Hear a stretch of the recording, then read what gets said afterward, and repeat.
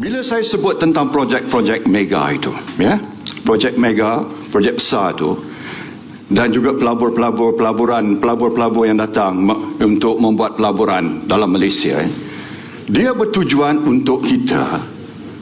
Saya nak gunakan analogi, Allahyarham Tun Razak pernah gunakan, ya. Ini kek, ekonomi bagaikan kek. Kita besarkan kek itu dulu.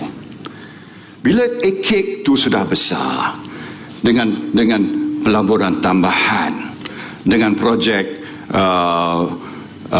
infra rakyat, ya, Pen Borneo Highway dengan Central Spine Roadnya, dengan MRT-nya dan sebagainya, ya.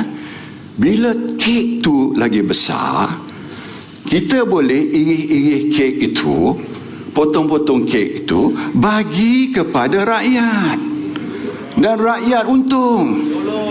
Rakyat untung. Saya nak nyatakan bahawa bila kita sebut tentang nak tolong rakyat, ya, daripada kek yang kita besarkan, ini juga termasuk kita mempunyai hasil dulu yang besar daripada GST.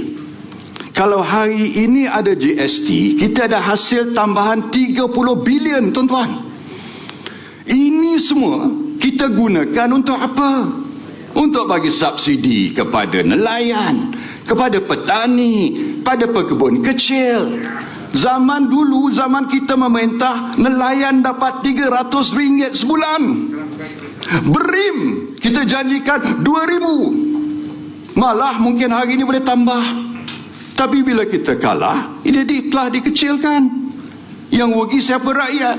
Kerana birokrasi. Sampai ada orang asli kawasan saya nak terima berim kena tunjuk surat nikah. Cuba bayangkan, ini semua masalah yang kita lakukan. Yang paling mudah sekali ialah untuk kita kembangkan kek kita. Jangan jual aset.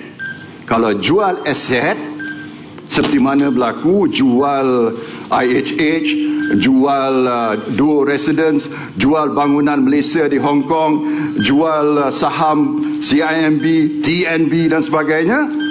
Maknanya apa? Seolah-olah Avan, Ketuha tu pun kita dah jual, tuan-tuan. Sebab itulah cara kita nak bangunkan negara kita ialah untuk menambah aset dan bukan mengurangkan aset. Baik, terima kasih Datuk Seri Najib di atas penjelasan untuk soalan itu tadi. Saya teruskan dengan soalan seterusnya. Dalam pada kedua-dua pendebat ini bercakap mengenai soal ekonomi, mungkin ada yang terlupa mengenai politik perut rakyat. Tidak dapat diperjelaskan, masih tidak dapat diperjelas dan ditangani dengan baik. Inflasi dijangka akan berlaku pada pertengahan tahun ini. Bersediakah Malaysia menghadapi perkara ini kerana mata wang kita semakin menurun dan akibatnya barang akan mahal dan kos sara hidup juga pastinya akan meningkat. Ini kerana kebanyakan makanan kita adalah makanan yang diimport. Jadi, bagaimana pandangan Datuk Seri memandangkan kita masih berada di dalam fasa peralihan endemik dan juga masalah gaji minimum yang rendah? Silakan Datuk Seri Anwar. Terima kasih. Sebab itu kalau kita ada kek, jangan kek tu kita makan seorang. Kek, kalau kita besarkan, siapa yang nak tentukan pembahagian itu adil? Sekarang orang tengok kek, elit politik di atas yang kaya, yang makan banyak. Ini macam filem apa? Musang berjanggut ke apa ke? Satu untuk kamu, satu untuk aku.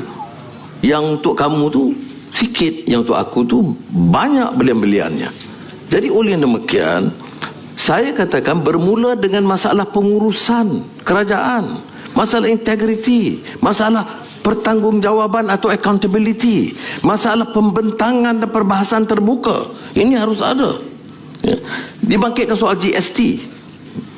Saya pernah sebut dan ini pernah diulang oleh Datuk Seri Najib bahawa saya kata ia satu sistem yang efisien.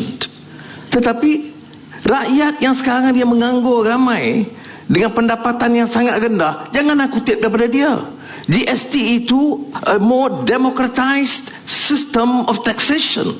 Ya, jadi maknanya kita nak ubah, nak tekan rakyat. Dah lah dia miskin, dah lah dia susah, tak cukup makan sekarang ni, dia bayar cukai GST ni. Jadi sebab itu harus diteliti semula. Saya tidak ada masalah nak bawa perbahasan baru di Parlimen bentang kita bincang soal GST. Nah, tetapi jangan jadi penyelesaian yang mudah, kerana masalah rakyat tak diselesaikan semata-mata dengan pengenalan beberapa program ini. Ia mesti memerlukan satu structural change, ya, yang bermula dari atas. Kita kena bagi balik keyakinan. Kalau nak sebut masa zaman Tun Razak utamanya itu ialah pembangunan desa. Orang tak pertikai keikhlasan dia. Orang tak pertikai apa yang projek yang memberi keuntungan peribadi atau family. Tidak. Sekarang ada masalah. Masalah keyakinan ini. Dan keyakinan ini mesti dipulihkan semula supaya rakyat dapat bersama kita, terutama rakyat yang berpendapatan rendah, yang memerlukan pembelaan yang sebaiknya. Sebab itu saya bercakap tadi soal pekerjaan, soal nelayan, soal pertanian, ya, soal nasib pekerja. Ini masalah rakyat. Soal kos sara hidup yang meningkat. Dan sekarang ini tak terkendali. Apa pun dia sebut tentang kelemahan PH dulu, PH jauh berjaya dalam mengatasi masalah kos sara hidup daerah Baga. Ya. Jadi oleh yang demikian, ya, kadang-kadang berita yang baik itu tidak enak didengar, tetapi harus dihadam dan dilihat betul. Harga ayam 2019, harga ayam sekarang.